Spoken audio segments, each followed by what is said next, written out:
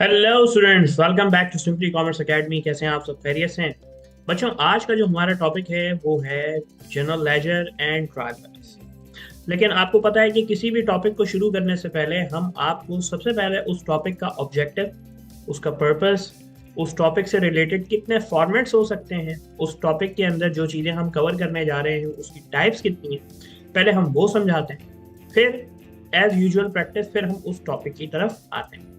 तो जो टॉपिक है हमारा जनरल लेजर, इसको शुरू करने से पहले हमें दोबारा जनरल जनरल का रेफरेंस लेना पड़ेगा और उससे भी पहले हमने थोड़ा सा अकाउंटिंग डेफिनेशन की तरफ जाना पड़ेगा, तो ही हम जनरल लेजर को अच्छे से और आसानी से समझ पाएंगे।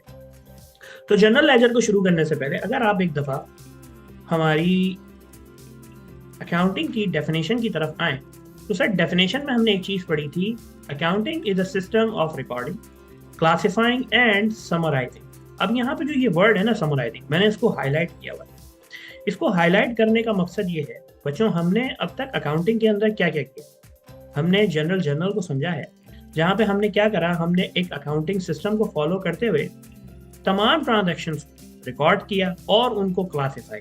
क्लासिफाई मीन्स सर हमने उनको डेबिट और क्रेडिट किया by using the understanding of double entry system, जहां पे किसी भी ट्रांजैक्शन का एक हेड डेबिट होता है जबकि दूसरा अकाउंटिंग हेड क्रेडिट होता है। वहां पे हमने उसको क्लासिफाई किया। अब जो चीज हम करने जा रहे हैं जो कि है general ledger and trial balance बच्चों, वो है समराइजिंग। अकाउंटिंग जो हमें एक टूल और देती है अपनी फाइनेंशियल इंफॉर्मेशन को एनालाइज करने के लिए, वो टूल है बच्चों समराइजिंग। जनरल लेजर के अंदर हमने करना ही यही है कि हमें तमाम ट्रांजैक्शन को समराइज करना। अब समराइज का मकसद क्या है सर?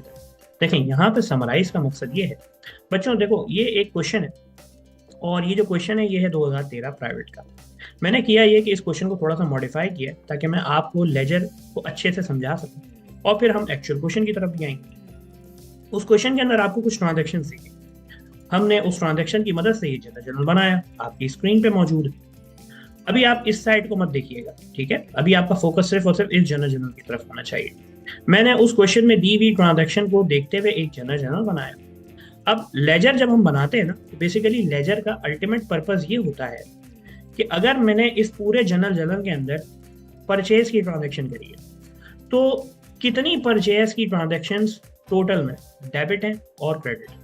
तो अगर मैं यहाँ पे लिखूँ परचेजेस, तो आप देख सकते हैं कि जो डेबिट के अंदर जो टोटल मैंने परचेज रिकॉर्ड किया है वो रिकॉर्ड किया है 7,000 से, जबकि क्रेडिट में मैंने जो परचेज रिकॉर्ड किया है वो किया है 2,000। ठीक, इसी तरह अगर मैं कोई और एग्जांपल मिसाल के तौर पर मैं यहाँ पे ले लेता हूँ सेल्स, तो आप देखें डेबिट में कोई भी सेल्स नहीं है, जबकि क्रेडिट में जो सेल्स आ रहा है वो कितना आ रहा है, वो आ रहा है 37,000। इसी तरह अगर मैं कैश को देखूं, तो डेबिट के अंदर जो मैंने जितनी दफ़ा कैश टोटल किया है वो किया है 15,000 से, इसी तरह क्रेडिट में भी मैंने कैश को किया है रिकॉर्ड 15,000 से। अब ये तो एक जनरल टर्म है। अकाउंटिंग के अंदर हमें इन तमाम डेबिट्स और क्रेडिट की समरी बनानी है अकाउंट वाइज। अकाउंट वाइज का मतलब सर, अकाउंट वाइज का मतलब ये कि इस जनरल के अंदर जितने भी अकाउंटिंग हेड नजर आ रहे हैं, जैसे कि purchase, account payable, purchase return, account receivable, sales, cash, sales return, हमें इन तमाम अकाउंटिंग हेड्स के एक सेपरेट लेजर बनाने हैं और वो लेजर हमें ये बताएगा कि इस पर्टिकुलर अकाउंट को आपने टोटल में कितनी अमाउंट से डेबिट किया है और टोटल में कितनी अमाउंट से क्रेडिट किया है।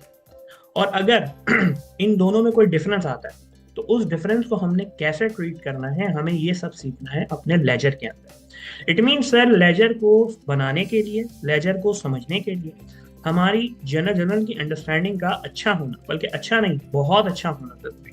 ठीक, तो अभी लेजर को भी सीखते हैं। अब क्वेश्चन एक जहन में ये आता है कि सर लेजर क्यों बनाते हैं और इसको बनाने से होता क्या है। जब एक चीज जनरल में बनाई जा रही है, आप उसको डबल डबल जनरल लेजर के अंदर क्यों बना रहे हैं, तो उसका रीजन जो है ना वो अकाउंटिंग में हमें जवाब है। उसका रीजन ये है बच्चों, देखो आपकी स्क्रीन पे एक पिक्चर आ रही है, इसका नाम है अकाउंटिंग साइकिल। ठीक, इसको समझाने से पहले मैं आपको एक साइकिल और समझाता हूँ, हो सकता है फिर आप इसके साथ कनेक्ट हो पाए। बच्चों, एक होती है प्रोडक्ट लाइफ साइकिल। ठीक है, प्रोडक्ट लाइफ साइकिल का मकसद ये होता है कि जब कोई नया प्रोडक्ट मार्केट में आता है तो वो 3 या 4 फेजेस से होता है। सबसे पहला फेज होता है उसका इंट्रोडक्शन, यानी कि मार्केट में वो प्रोडक्ट इंट्रोड्यूस किया जाता है। फिर उस प्रोडक्ट की होती है ग्रोथ, यानी कि वो प्रोडक्ट अब लोगों में मशहूर हो गया, लोग उसको यूज़ कर रहे हैं। फिर एक उसका फेज़ होता है पीक, यानी कि वो प्रोडक्ट अब अपनी हाइप पे पहुंच चुका है और जितनी वो कामयाबी या जितना सक्सेसफुल प्रोडक्ट हो सकता था वो हो गया। और फिर उसका डिक्लाइन यानी कि गिरने का फेज शुरू होता है। अब वो डिक्लाइन का फेज के बहुत सारे रीजन हो सकते हैं, सर नया प्रोडक्ट आ गया है, प्रोडक्ट की प्राइस बहुत महंगी है, वगैरह वगैरह। यानी कि सर आपने ना जब भी कोई मार्केट में प्रोडक्ट आता है तो वो इन 3-4 फेजेस से गुजरता है, इसको हम बोलते हैं प्रोडक्ट लाइफ साइकिल। इसी तरह एक इंसान की भी साइकिल होती है, सर बर्थ होता है, फिर उसकी स्ट्रगल्स होती है, फिर लाइफ में उसकी कुछ अचीवमेंट्स होती हैं, कुछ फेलियर्स होते हैं, फिर उसका ओल्ड एज आता है यानी कि बुढ़ापा, तो सर फिर अल्टीमेटली उसकी डेथ हो जाती है। यानी कि सर आप किसी भी चीज़ को ले लें उसकी एक साइकिल चलती है। सेम इसी तरह हमें अकाउंटिंग में भी एक साइकिल होती है, ठीक है। और अकाउंटिंग की साइकिल भी कुछ इसी तरीके से है कि जिसका सबसे पहला होगा स्टार्ट का फेज, फिर उसके अंदर हमें कुछ चीज़ें करनी होंगी और फिर हमें उसको अपने एंड स्टेप पे लेके जाना। अगर आपको अकाउंटिंग इन्फॉर्मेशन याद हो, अकाउंटिंग की डेफिनेशन याद हो, तो हमने पूरी डेफिनेशन में क्या समझा था? ट्रांजैक्शंस को आइडेंटिफाई करना, उनको रिकॉर्ड करना, उनको समराइज करना, और ये तमाम चीज़ें हम किसके लिए कर रहे थे? किसी भी कंपनी के बुक्स ऑफ अकाउंट्स के लिए। अकाउंटिंग साइकिल हमें यही बताती है। अकाउंटिंग साइकिल की जो सबसे पहली शुरुआत है, जो सबसे पहला स्टेप होता है, वो होता है किसी भी ट्रांजैक्शन को आइडेंटिफाई करना। आप किसी ट्रांजैक्शन को आइडेंटिफाई करें। अब यहाँ आइडेंटिफाई करने का मकसद ये है कि आपने उसको परचेज की ट्रांजैक्शन समझना है, आपने उसको सेल्स की ट्रांजैक्शन समझना है, क्या वो क्रेडिट की ट्रांजैक्शन है, क्या वो कैश की ट्रांजैक्शन है, वगैरह वगैरह। फिर उन तमाम ट्रांजैक्शन को आइडेंटिफाई करने के आप उसको करते हैं रिकॉर्ड, किसके अंदर? जनरल के, जो आप उससे पहले चैप्टर 1 में पढ़ कर है। उसके बाद जो स्टेप है वो है पोस्ट लेजर एंट्री, यानी कि जो अब हम करने जा रहे हैं। इसके बाद हम इसी लेजर के साथ एक टॉपिक और समझेंगे, वो होगा ट्रायल बैलेंस।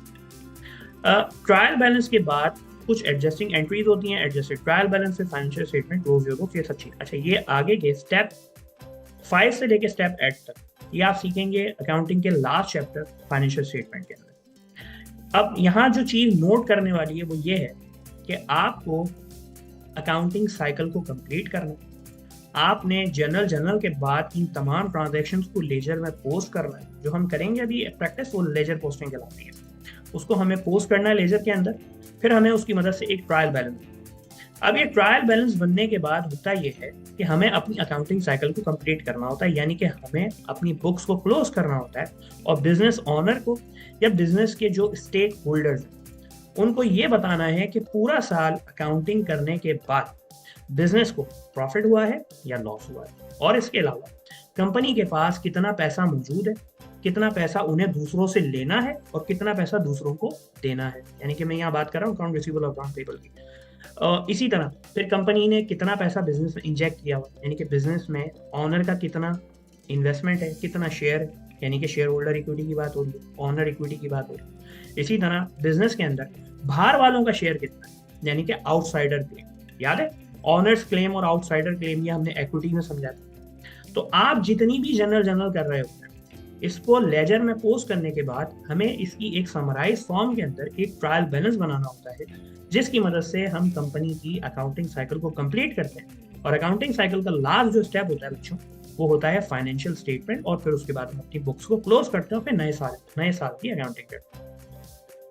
अब जब आप मेरे साथ जनरल लेजर और ट्रायल बैलेंस बनाएंगे तो आप नोट करिएगा कि इस पूरे ट्रायल बैलेंस के अंदर हम वही 5 हेड्स ऑफ अकाउंटिंग को देखेंगे। 5 हेड्स ऑफ अकाउंटिंग कौन से बच्चों? एसेट, एक्सपेंस, रेवेन्यू, इक्विटी और लायबिलिटी। इन्हीं 5 हेड्स ऑफ अकाउंटिंग की मदद से किसी भी कंपनी के फाइनेंशियल स्टेटमेंट बनते हैं, यानी कि वो जो मैंने आपसे कहा ना अकाउंटिंग साइकिल का लास्ट स्टेप फाइनेंशियल स्टेटमेंट, वो इन्हीं 5 हेड्स ऑफ अकाउंटिंग की मदद से बनता है। ठीक है, अब financial statement first year level पे क्या क्या पूछा जाता है और क्या क्या चीजें हो सकती हैं, वो थोड़ा सा आपको छोटा सा रिकैप देते हैं, सर फिर लेजर की तरफ चलता है। फर्स्ट ईयर लेवल पे आपसे सिर्फ ये 2 स्टेटमेंट्स बनवाई जाती हैं, इनकम स्टेटमेंट और बैलेंस शीट। ये जो 2 ग्रीन है ना, फर्स्ट ईयर लेवल पे सिर्फ ये 2 चीजें बनवाई जाती हैं, नीचे की 3 चीजें नहीं बनाई जाती। वैसे फाइनेंशियल स्टेटमेंट के अंदर टोटल 5 स्टेटमेंट्स होती हैं, income statement, balance sheet, cash flow statement of changes in equity और notes to the financial statement. ठीक, ये आप सीखेंगे जब कभी आप आगे जाके बड़ी क्लास में जाएंगे, बीबीए या अपनी प्रोफेशनल क्वालिफिकेशन के अंदर। फर्स्ट ईयर लेवल पे आपने सिर्फ 2 ही स्टेटमेंट बनानी, इनकम स्टेटमेंट और बैलेंस शीट। इनकम स्टेटमेंट में सर क्या होता है? सर इनकम स्टेटमेंट में हेड्स ऑफ अकाउंटिंग के 2 एलिमेंट होते हैं, कौन? रेवेन्यू और एक्सपेंस। ठीक है, यानी कि इनकम स्टेटमेंट हमें ये बताता है कंपनी का प्रॉफिट कितना है, लॉस कितना है, और ये किसकी मदद से पता चलता है, कंपनी की रेवेन्यू यानी कि उनकी इनकम माइनस एक्सपेंसेस, तो हमें मिल जाता है प्रॉफिट या हमें मिल जाता है लॉस। फिर इन दोनों के बाद अगला जो स्टेटमेंट है फाइनेंशियल स्टेटमेंट का वो है बैलेंस शीट स्टेटमेंट, और बैलेंस शीट के अंदर हम हेड्स ऑफ अकाउंटिंग के रिमेनिंग 3 एलिमेंट्स की बात करते हैं, जिसमें एसेट्स यानी कि वो चीजें जिस पे कंपनी का ऑनरशिप है, कंपनी का क्लेम, दूसरा उस बिजनेस के अंदर ऑनर का शेयर कितना यानी कि ऑनर्स क्लेम, ऑनर्स इक्विटी, और थर्ड चीज आउटसाइडर यानी कि लायबिलिटी, कंपनी कितने लोगों को पैसा देना ओ करती है, याद है, ओन और ओड, ये 2 चीजें। तो अगर आपको याद हो वही 5 हेड्स ऑफ अकाउंटिंग, यही 5 हेड्स ऑफ अकाउंटिंग की मदद से आप बनाते हैं किसी भी कंपनी के financial statement. First year level पे आपसे सिर्फ 2 स्टेटमेंट बनवाई जाती है, लेकिन सर इस स्टेप पे पहुंचने के लिए आपको शुरुआत करनी पड़ती है जर्नल से, फिर आप बनाते हैं लेजर। ठीक, तो बच्चों इस चीज को समझने के बाद उम्मीद करता हूँ आपको अकाउंटिंग साइकिल समझ में आई होगी, और उस अकाउंटिंग साइकिल के अंदर लेजर का क्या रोल है, और उसके बाद हम कंपनी की फाइनेंशियल स्टेटमेंट कैसे बनाते हैं, उसकी तमाम एक्सप्लेनेशन आपको लेजर के अंदर मिलेगी। मिलते हैं आपसे नेक्स्ट वीडियो में। Thank you.